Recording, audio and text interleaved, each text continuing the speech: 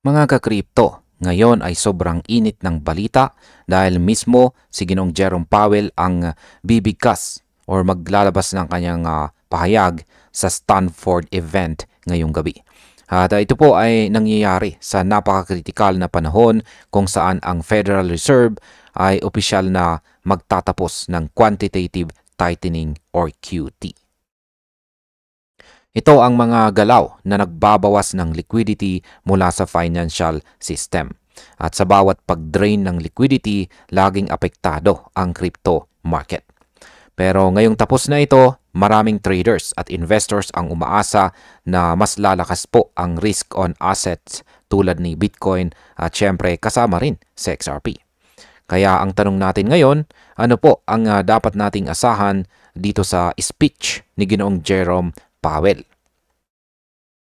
At ayan po ang siyang ating pag-uusapan sa video na ito at simulan po natin sa ating unang katanungan kung ano po ba ang mangyayari sa speech ni Ginoong Powell ngayong araw. Yan po si Ginoong Jerome Powell na magbibigay lamang ng maikling remarks at sasali po sa panel discussion sa Stanford. Ang event ay para kay Ginoong George Shultz. Pero malagang tandaan, siya ay nasa tinatawag na Fed blackout period. Kapag nasa blackout period, walang pwedeng statement tungkol sa monetary policy, inflation o interest rates. Ito po ang dahilan kung bakit hindi tayo makakarinig ng direct clues kung gagamit sila ng hawkish or dovish tone.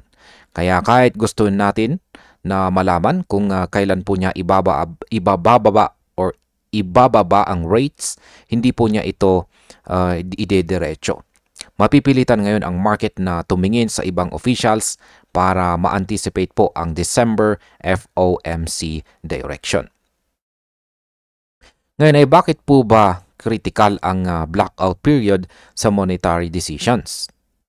Ang blackout period ay ginawa po ng Fed para hindi magkaroon ng influence o emotional trading bago ang FOMC decision.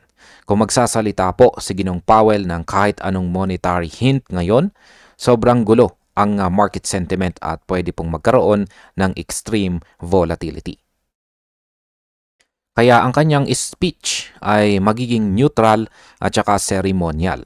Pero kahit neutral ito, ang kanyang presence sa event ay nagiging psychological trigger sa mga traders.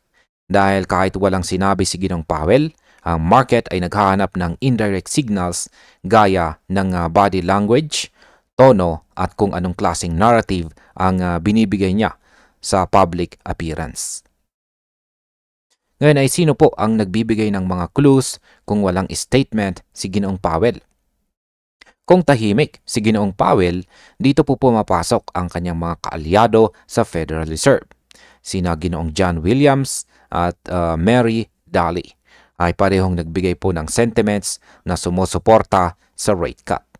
Si Ginoong Williams ay nagsabing posible ang near-term cut at noong sinabi po niya iyon, ang odds ng cut ay tumalon mula 40% papuntang 70%. Si Daly naman ay mas diretsahan. Tinatawag niyang kinakailangan ang December cut dahil po sa labor market weakness. Dahil dito, kahit hindi po sumasagot si Ginoong Powell, kumikilos ang market base sa tono ng mga taong malapit sa kanya. At dito po mas nararamdaman ang shift sa monetary expectations. Ngayon ay gaano naman po kalakas ang chance ng December rate cut? Base po sa CME FedWatch data, ang odds ng 25 basis points rate cut ay umabot na sa 87%. Ito ay sobrang taas kung ikukumpara sa mga nakaraang buwan kung saan halos kalahati lang ang probability. Ang ganitong level ay nagsasabing ang market participants, lalo na ang institutional traders, ay nagsisimula ng mag-price in ng easing environment.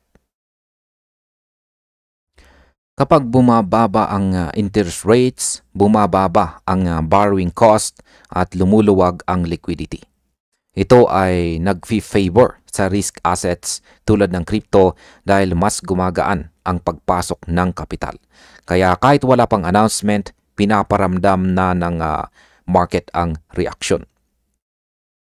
Ngayon ay ano po bang epekto ng pagtatapos ng quantitative tightening? Ito po ang pinakamalaking catalyst ngayong linggo. Simula po ng taong 2022, ang Federal Reserve ay nagbawas ng halos $2 trillion sa liquidity mula sa system bilang bahagi ng QT or quantitative tightening.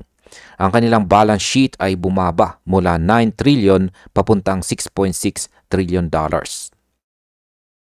Ito ang pinaka-aggressive tightening sa history. Pero ngayong tatapusin na ito, nagre-resulta ito sa pagpasok ng mas maraming liquidity sa markets. Kapag natapos po ang quantitative tightening, hindi pa ibig sabihin na mag-uumpisa agad ang quantitative easing. Pero kahit simpleng paghinto ng draining ay step in the right direction para sa crypto, ito ang dahilan kung bakit bullish ang sentiment. Ngayon ay ano naman ang sinasabi ng mga analyst tungkol sa quantitative easing or QE at leadership changes. Marami pong analyst ang nagbabanggit na posibleng lumakas ang usapan tungkol sa quantitative easing kung papalitan si Ginoong Powell ni Ginoong Kevin Hassett, kung sino ang kilalang advocate. Siya po, si Ginoong Kevin Hassett siya po ay isang kilalang advocate ng rate cuts. Ngayon kung mangyari po ito, magbabago ang direksyon ng Fed leadership papunta sa pro-liquidity stance. Hindi po automatic, pero kapag ang political environment ay naging pro-QE, mas lalakas po ang risk appetite sa markets. Ito po ay pabor sa crypto, lalo na kung makikita natin ang collapse ng tightening narrative na nagpapahirap po sa finances mula pa taong 2022 hanggang ngayon. Kaya ang mga investors ay sobrang nakatutok sa transition ng signals. Ngayon ay ano naman ang immediate market reaction bago po ang speech? Bago pa magsalita si Ginoong Powell, bumagsak po si Bitcoin sa ilalim ng $90,000 kasama ang ibang mga crypto markets. Ito ay dahil sa reports na ang Bank of Japan ay maaring magtaas ng rates. Kapag ang ibang central banks ay nagpapakita ng hawkish movement, nagiging mas mahal po ang cost ng capital globally.